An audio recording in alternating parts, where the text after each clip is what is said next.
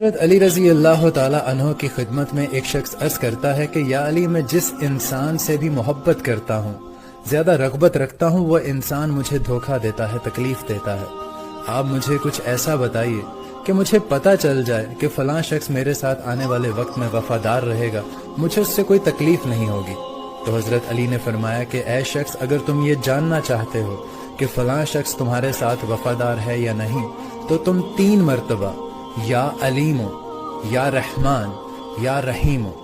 یا علیم،